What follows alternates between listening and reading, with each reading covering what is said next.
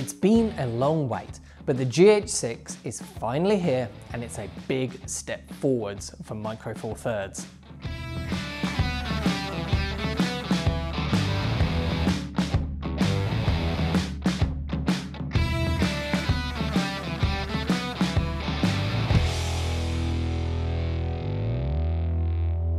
The GH5 was one of the best-selling products that Panasonic have ever made. It's still a hugely popular camera to this day, with lots of those original owners still using them very happily.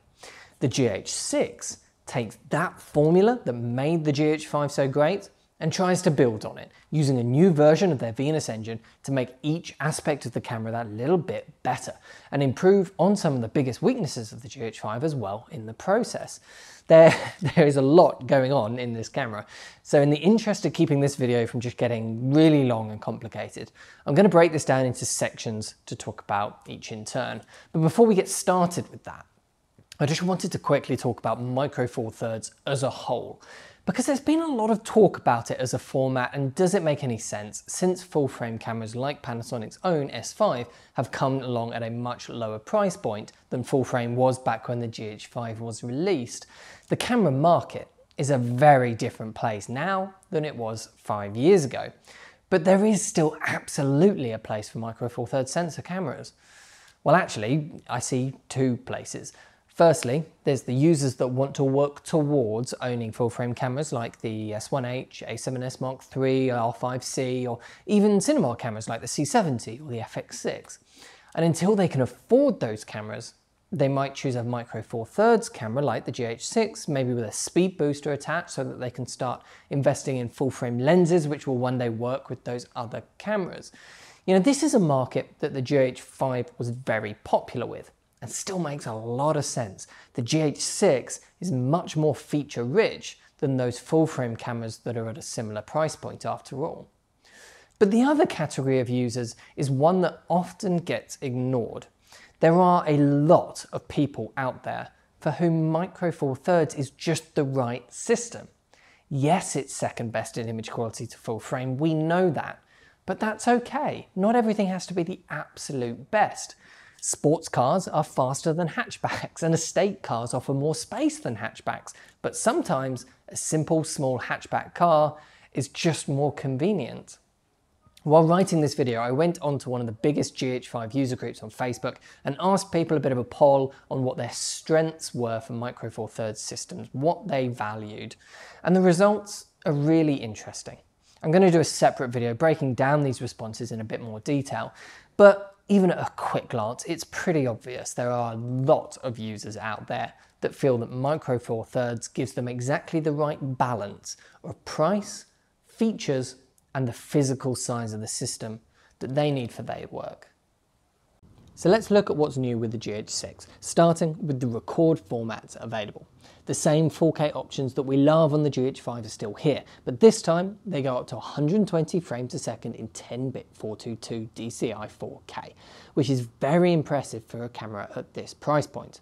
For more slow motion, you can get up to 300 frames in 1080p.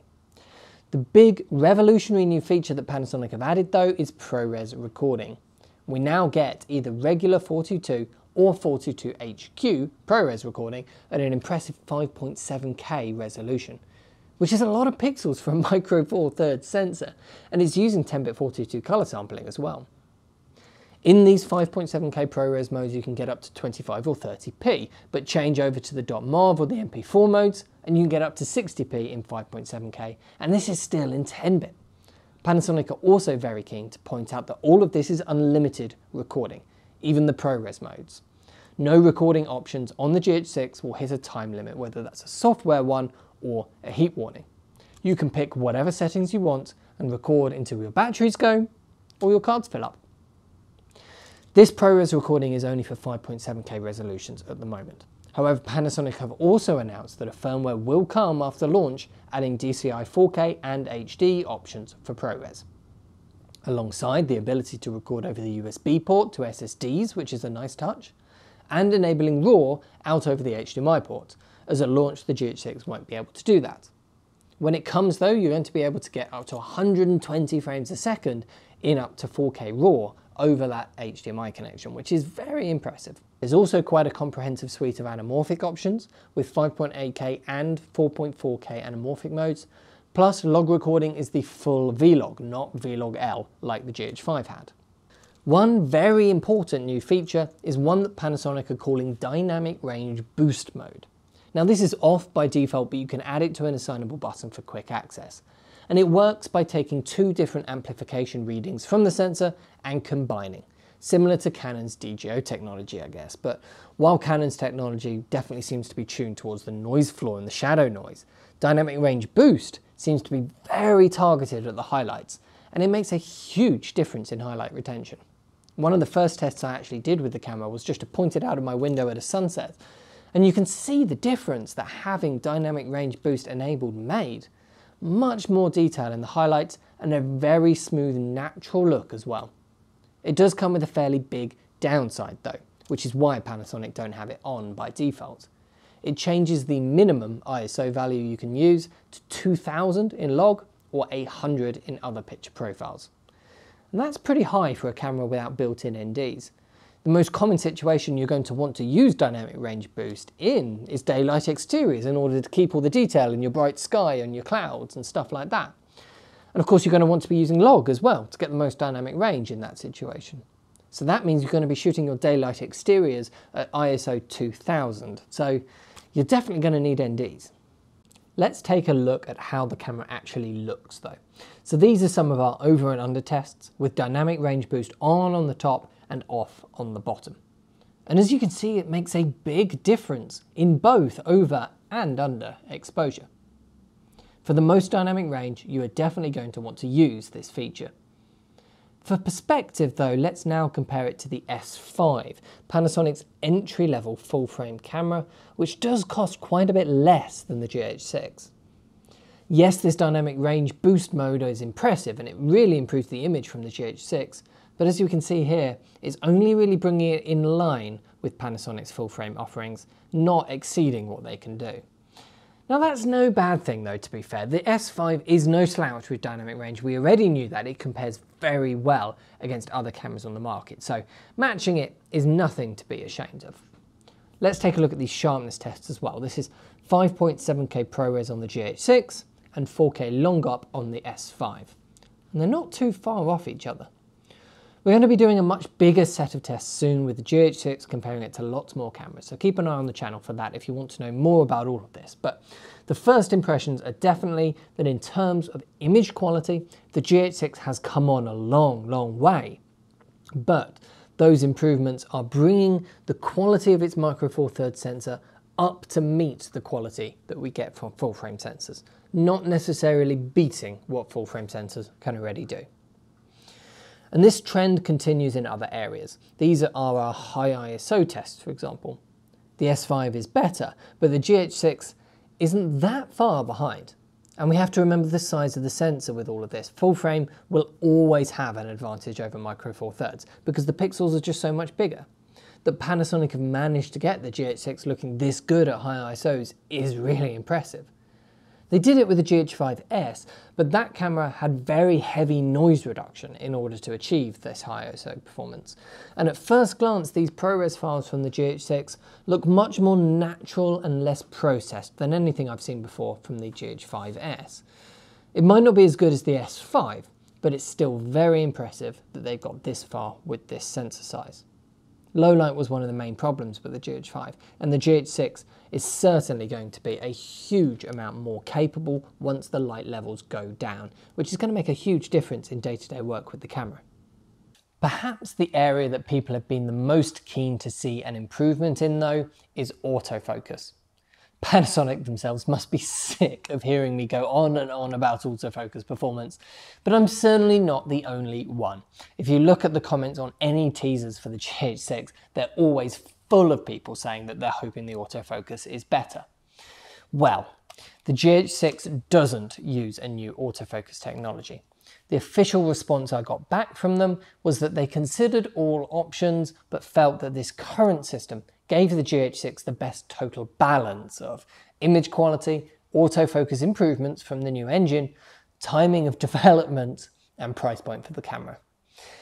which is disappointing.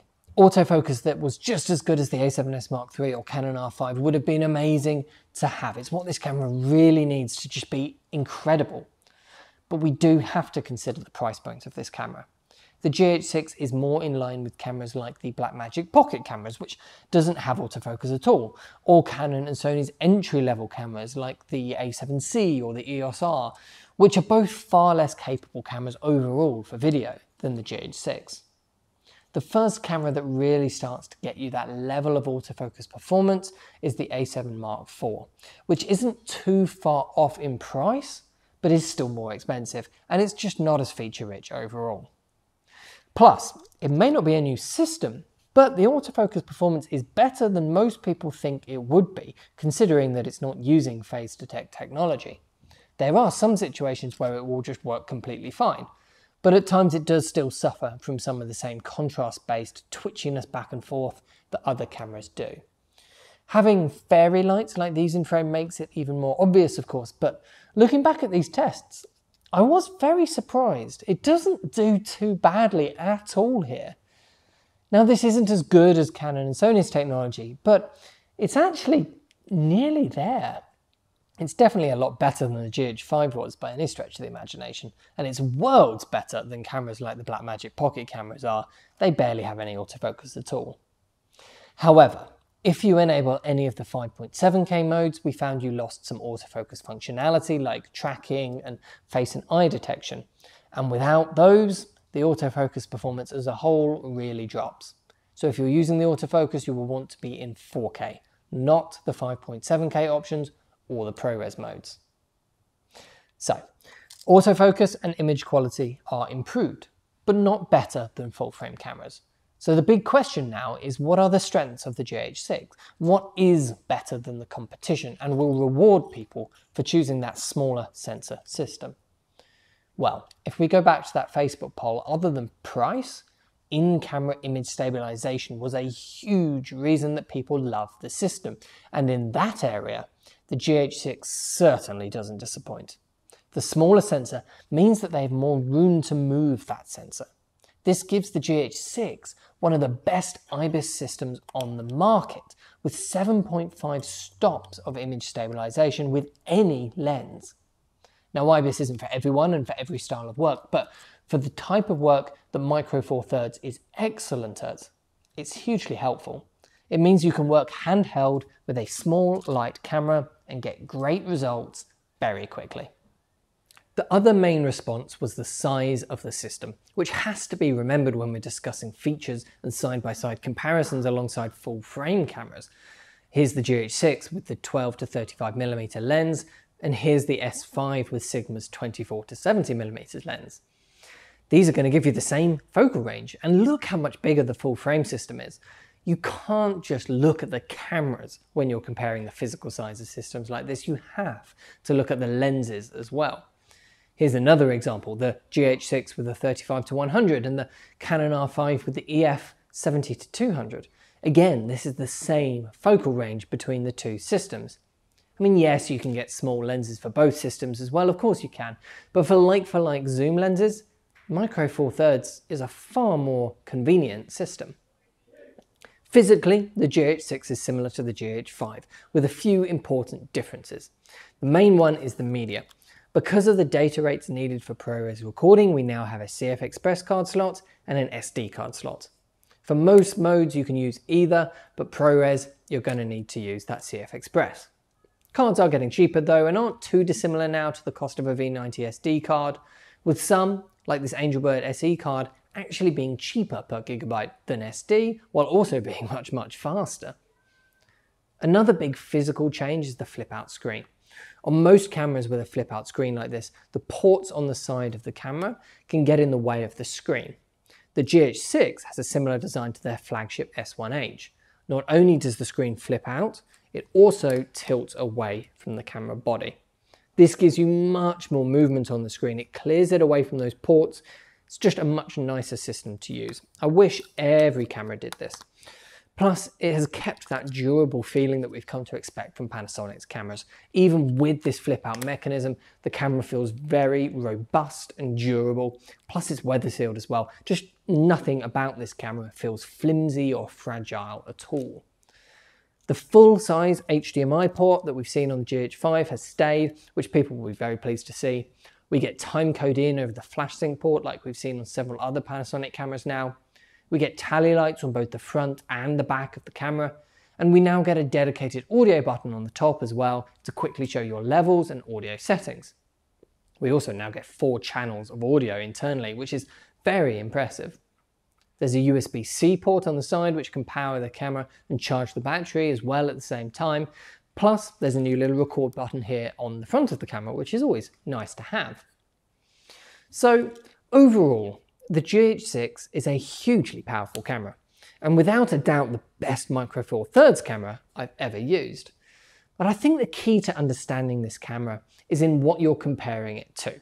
If you're comparing it to flagship cameras like the new Canon R5C, the Sony a7S Mark III or A1, cameras like that, nothing here is going to get you really that excited.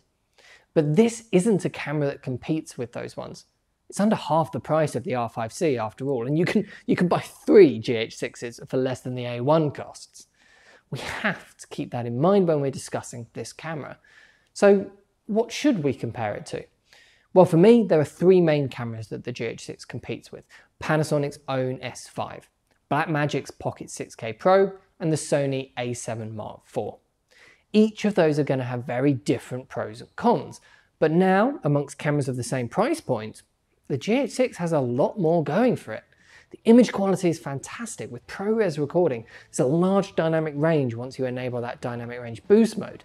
Get excellent audio options, industry-leading image stabilization, and really decent frame rates and recording modes as well. The pocket cameras might have RAW, the Sony a7 Mark IV might have the autofocus. There are definitely areas that the GH6 doesn't come out quite on top in. But overall, I think it's probably the most well-rounded camera of the bunch. And as a video workhorse, it's going to be a very sensible choice for people. We're going to try and make a lot more detailed videos on the GH6 over the coming weeks, as there's a lot to talk about here. So if there's anything you want to see in particular, please do let us know in the comments section. And if you want to buy a GH6 for yourself, of course, just head over to proav.co.uk. Thanks for watching, and I'll see you in the next one.